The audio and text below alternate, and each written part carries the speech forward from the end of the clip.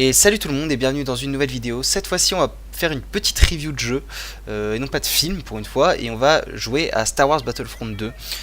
Donc je vais vous expliquer un petit peu tous les modes de jeu qu'on peut voir ici, les différents éléments de gameplay qui m'ont plu et pourquoi aussi les éléments qui ne m'ont pas plu. Et voilà, et à la fin je donnerai un avis global sur le jeu et sur pourquoi il ne faudrait pas l'acheter ou pourquoi il faudrait l'acheter.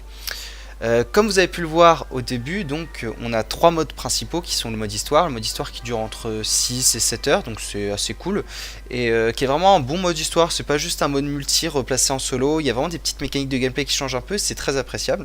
On a le mode arcade où là c'est je vous montrerai tout à l'heure, c'est des petites missions scénarisées assez sympas qui permettent de jouer les différents héros qu'on pourra débloquer au fil de l'aventure, qui changent en plus un peu de difficultés qui peuvent être assez durs à faire, donc c'est assez sympa. Et vraiment là on a après le mode multijoueur, donc qui est le mode le plus courant, celui auquel on va plus jouer, qui comporte lui aussi différents modes que je vous expliquerai tout à l'heure. Là on est parti dans un des modes les plus courants, donc c'est à dire que c'est un espèce de capture de drapeau où on doit soit défendre des objectifs, soit les attaquer, avec un nombre de cartes assez grande et un nombre de diversité assez grande dans les graphismes. C'est assez appréciable. Je vais en profiter du temps de chargement qui est vraiment d'ailleurs un des gros points faibles du jeu, c'est que les temps de chargement sont affolants. Pour vous parler un peu de la polémique qu'il y a eu autour de ce jeu, il y a une polémique qui a fait que EA en fait avait prévu un jeu qui était à la limite du pay to win. Enfin c'était un pay to win en fait carrément. Et bah ils se sont fait, comment je pourrais dire, engueuler par Disney le jour d'avant ou 2 jours avant la sortie du jeu, qui leur ont dit Star Wars 8 sort dans quelques jours, enfin dans quelques semaines, détendez-vous. Donc du coup ce qu'ils ont fait, c'est qu'ils ont rabaissé les prix de tout, ils ont complètement changé le système de commerce du jeu, et du coup le jeu est devenu beaucoup plus simple d'accès et est devenu beaucoup moins pay to win. Donc là ce qu'on peut voir, c'est que là on doit aller défendre ce générateur contre les rebelles, donc qui vont l'attaquer. Donc je suis très mauvais, hein. Ça fait une semaine que je n'ai pas joué au jeu parce que j'ai eu beaucoup de problèmes d'internet. C'est donc pour ça que je n'ai pas tourné cette vidéo avant, que j'avais prévu de tourner avant. Je vais vous expliquer donc un peu là ce qu'on peut voir. Là vous pouvez voir qu'on a 4 classes de base. Donc on a le commando qui est le fusil d'assaut, voilà, le soldat classique, le soldat lourd qui est le gros bourrin, la mitraillette qui tire un peu partout, l'officier qui est vraiment un support technique pour l'équipe, qui place des tourelles, qui augmente les stats des autres, et le spécialiste qui est tout bonnement un sniper. On peut également voir des troupes plus particulières qui vont demander, donc on peut voir Kylo Ren, Boba Fett, Dark Maul, enfin voilà les grands noms de l'univers Star Wars. Et là va falloir en fait débloquer des points durant le jeu. Vous l'avez peut-être vu tout à l'heure, quand je suis mort j'ai obtenu 100 points. Et bah en tuant des ennemis, en attaquant des objectifs, on gagne des points. Oula, attention. D'accord, on a changé d'objectif. Donc voilà, donc on gagne des points qui vont nous permettre de déverrouiller ces héros qui sont assez craqués, faut bien le dire. Donc voilà, donc là on a changé d'objectif. On peut voir en haut le nombre d'ennemis qu'il faut éliminer pour terminer la game. Donc si on élimine 100 adversaires, la game se finit et nous avons gagné. Si eux prennent tous les objectifs, et bah ils ont gagné. Qu'est-ce que je peux dire également? Voilà, donc le jeu est très beau. C'est vraiment le gros point positif du jeu. Ça et l'univers Star Wars qui est parfaitement retranscrit dans le jeu. Tirer avec les blasters, moi je kiffe ça, enfin c'est un rêve de gosse quoi. Je jouais également au jeu Battlefront 2 sur PS2, les anciens, et c'était vraiment cool, et je trouve qu'ils ont parfaitement bien retranscrit l'ambiance qu'il y avait dans ces anciens jeux dans Battlefront 2. Attends, on va se concentrer un petit peu pour... Ok d'accord, je me fais poutrer un petit peu, bon à la limite c'était 3. Donc vous voyez là j'ai gagné 205 points, ce qui est pas énorme puisque les héros les plus basiques demandent 2000-3000 points pour être déverrouillés, alors que là Kylo Ren en vaut 8000, c'est un truc de fou quoi. Donc faut tuer pas mal d'ennemis, il faut vraiment jouer très intelligemment pour déverrouiller ces gros héros. Ce que vous pouvez voir aussi ici, c'est que déjà donc je peux changer d'arme, des armes que je peux débloquer de différentes façons, je vous l'expliquerai tout à l'heure, et je peux également équiper des cartes.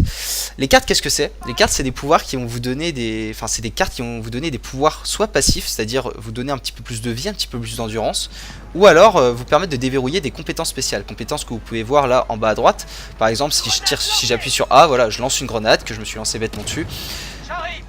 Donc voilà, c'est des compétences spéciales qui peuvent être changées grâce aux cartes ou alors des pouvoirs passifs. C'est des éléments très importants puisque ça va vous donner un gros avantage sur votre adversaire, bien évidemment. Donc là on peut voir un héros en face. Donc ça va vous donner un gros pouvoir sur votre adversaire. Et comment on obtient ces cartes? Et bah justement on obtient ces cartes en ouvrant des caisses. Et des caisses qu'on achète. Donc voilà l'aspect pay to win du jeu, c'était ça. Là aujourd'hui ils ont beaucoup reculé, ils ont beaucoup baissé l'argent qu'il fallait pour acheter les caisses, acheter tous les éléments. Et donc du coup, à la base, on était sur un nombre d'heures de 4200 heures pour déverrouiller tous les items du jeu. Là maintenant ça se fait beaucoup plus rapidement et c'est beaucoup plus appréciable. Voilà, donc si vous comptez vraiment acheter le jeu, si vous êtes sûr de vouloir l'acheter, achetez-le maintenant.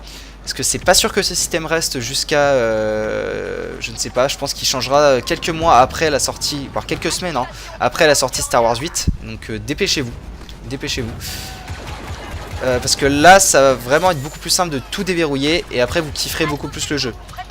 Je me fais poutrer, vraiment c'est horrible. Qu'est-ce que je peux vous dire d'autre? Et bah après on va parler des différents modes de jeu et des différentes façons d'obtenir donc ces cartes. Je vous les montrerai une fois la partie terminée.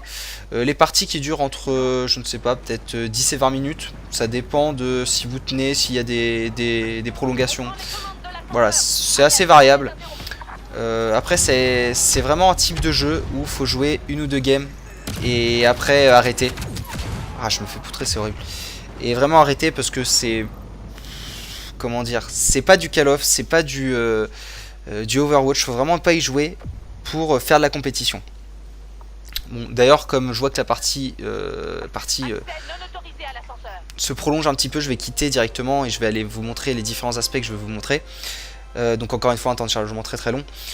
Donc je vais vous parler notamment, on va aller voir un petit peu le mode arcade, on va aller voir les différents modes de jeu de multijoueur et on va également ouvrir une caisse en live, ce qui est exceptionnel, et voir un petit peu ce qu'on peut trouver dedans. À savoir que le jeu possède deux monnaies, donc les crédits qui sont l'argent le plus courant à obtenir, qu'on obtient en fin de partie ou qu'on obtient dans des caisses, et les pièces de fabrication qui là sont obtenues un peu plus dans des succès et dans les caisses, qui permettent, on va le voir, de fabriquer des cartes, de fabriquer plein de choses. A savoir également donc, que vous avez deux systèmes de niveau. Le premier c'est un système de niveau global où vous gagnez de l'XP à la fin de chaque match, et le deuxième c'est un niveau d'XP de carte. C'est-à-dire qu'une fois que vous allez équiper une carte à une classe, et bah en jouant de plus en plus, en jouant au fil du temps, bah elle va augmenter de niveau. Et donc par exemple, je vais vous le montrer directement. Dans la collection, je peux aller sur ma classe commando, la personnaliser, et on peut voir que donc il y a 3 emplacements de cartes seulement. Les deux derniers emplacements ne seront déverrouillés que au niveau 5 et au niveau 10. Donc c'est à dire qu'il faut que je joue avec une carte d'équipée et seulement avec une carte équipée pour augmenter mon niveau avec cette classe là seulement et déverrouiller les autres emplacements de cartes. Donc comme vous pouvez le voir là, il y a un nombre de cartes assez conséquent, assez conséquente même d'ailleurs. Et donc voilà, donc on a des cartes d'amélioration et les cartes de capacité comme je vous le disais. A savoir qu'on peut donc obtenir les cartes dans les coffres, on peut les améliorer grâce aux pièces de fabrication, et on peut également les fabriquer si vous voulez des cartes en particulier. A savoir donc qu'on peut également changer d'arme, et les armes s'obtiennent grâce aux trophées, aux hauts faits qu'on va aller voir tout à l'heure. On a également un système d'émotes et de posture, voilà, il y en a un grand nombre qui n'est pas forcément super intéressant, voilà, là c'est vraiment du design pur et simple. Donc vous pouvez voir là toutes les classes qu'on a, que ce soit les héros, les classes un petit peu plus particulières, les véhicules blindés, les artilleries, les speeders, et également les vaisseaux qu'on va avoir dans les guerres spatiales, qui sont vraiment un gros point fort du jeu je trouve, parce que faire ces espèces de matchs à mort mais seulement dans des vaisseaux, je trouve ça assez impressionnant. Comme vous pouvez le voir, donc là je n'ai rien touché, ça c'est exactement les héros que vous obtenez quand vous achetez le jeu, c'est-à-dire qu'il y a 6 héros que vous n'avez pas débloqués, qui seront assez chers à débloquer, d'ailleurs 15 000 crédits pour Luke Skywalker. Donc là vous pouvez voir j'ai 19 000 crédits, je les ai eu en notamment terminant le mode histoire et avec un grand nombre de hauts faits, voilà, qui sont proposés et qui permet, voilà, d'obtenir par exemple ici 250 crédits. Voilà, donc au fil de l'histoire vous allez déverrouiller différents succès, et au fil aussi des batailles en multijoueur. Je vous ai un petit peu près tout montré, on va juste regarder les différents modes. Donc voilà, arcade, comme je vous le disais, il y a des espèces de petits scénarios qui sont déjà scénarisés et qui peuvent changer de difficulté, qui vous rapporteront notamment des crédits et qui peuvent vous permettre également de tester un petit peu les différents héros qui vous seront proposés dans le mode multijoueur. Mode multijoueur, on a les deux plus grands modes, les combats spatiaux et les assauts galactiques. Donc l'assaut galactique que je viens de faire juste à l'instant et les combats spatiaux que je vous ai déjà raconté. On a également les affrontements héroïques qui permettent d'être à 4 contre 4 et de n'obtenir que des grands héros de la saga Star Wars. Donc, si vous voulez refaire un combat genre Luke Skywalker contre Dark Vador, c'est là qu'il faut le faire. Après, on a le mode frappe qui est un peu le même scénario que Assaut Objectif, ça change un petit peu, mais c'est des maps objectifs à seulement 16 joueurs, c'est pas mal. Et les escarmouches qui sont des matchs à mort purs et simples, où il n'y a pas d'objectif de capture, il n'y a rien, c'est vraiment faut aller tuer l'adversaire. Bon bah je vous ai un petit peu près tout montré, on va finir donc par les caisses. Donc vous avez une caisse journalière, donc une caisse par jour qui va vous permettre d'obtenir notamment donc des cartes. On va voir ce qu'on a obtenu ici. Donc voilà, là vous pouvez voir que j'ai obtenu une carte pour un vaisseau, des crédits et des pièces de fabrication. C'est les objets les plus courants que vous trouverez dans les caisses. Et vous pouvez acheter donc ces différentes caisses avec des objets variables selon le type de caisse que vous achetez. C'est assez cher hein, quand même, hein. 4000 crédits pour une caisse, c'est quand même beaucoup. Il faut vous dire qu'ils ont du coup baissé le prix. Donc avant ça devait être la blinde. Et bah écoutez, cette vidéo va se terminer. Je vais juste vous dire donc mon avis global sur le jeu. Mon avis global, c'est que le jeu est très beau, le jeu est très intéressant, notamment au niveau de sa campagne, au niveau de la diversité de ses modes de jeu. Mais faut être fan de Star Wars pour y jouer, faut être fan de Star Wars pour l'acheter. C'est-à-dire qu'il faut vraiment pas prendre ça comme un code, comme un Overwatch. C'est vraiment un jeu où tu vas y jouer une ou deux games et après tu vas arrêter parce que tu te fais juste un petit kiff pour te détendre de ta journée. C'est pas un jeu où tu vas tryhard, même si je pense qu'il y en a qui tryhard parce qu'il y en a toujours pour tryharder. Mais c'est pas un jeu où il faut tryhard, c'est un jeu qu'il faut jouer voilà, de temps en temps.